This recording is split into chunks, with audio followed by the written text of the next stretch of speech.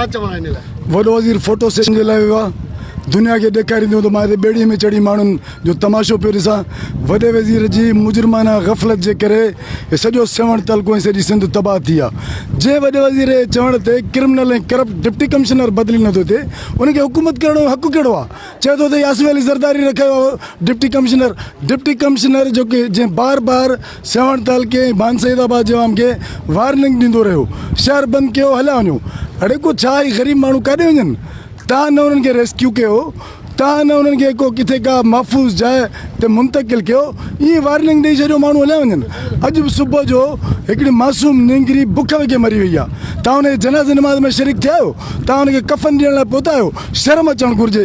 तव्हां जो माण्हुनि जो तमाशो पिया कयो ऐं माण्हुनि सां मज़ाक़ पिया चयो। ख़ुदा जे ख़ौफ़ खां हटिजो। हीअ हुकूमत जी प्रोटोकॉल 20 गाॾियूं बीठियूं आहिनि सभु तव्हांजे तहफ़ुज़ जे लाइ। तव्हां जेकॾहिं अवामी नुमाइंदा आहियो त अवाम वटि निकिरो। जेकर तव्हांजो कमु थियल हूंदो त अवाम तव्हांजे कुल्हनि ते खणंदो। पर हीअ बंदूकूं न आहे, केतिरो तव्हांखे बचाईंदा जेको तव्हां हिननि सां हला थो। वक़्त खां टिजो, ख़ुदा जे ख़ौफ़ खां टिजो। हीअ जेको तव्हां ज़ुल्म कयो आहे, सिंध खे तबाह कयो आहे, तव्हांखे त यूनाइटेड नेशन जो सेक्रेटरी अची चई वियो आहे त तव्हांजी क्रिमिनल निगलिजेंसी जे करे सिंध बुॾी आहे। उन करे तव्हांखे हुकुमरानी करण जो को हक़ कोन्हे।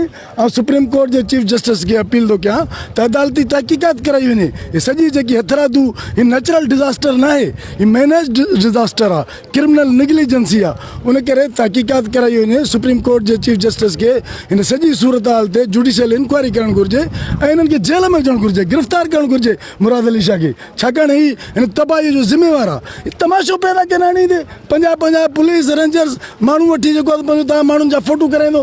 भली माण्हू बुख मरी वञनि, तव्हां न हुनखे हिन वक़्तु राति जो सुम्हणु था ॾियो, न हुनखे वेहणु था ॾियो। उन करे ज़ुल्म ऐं नाइंसाफ़ी जे ख़िलाफ़ु मज़ामत कंदासीं। गिरफ़्तार करणो थो, गिरफ़्तार कयो, माण्हू त मारे छॾियो।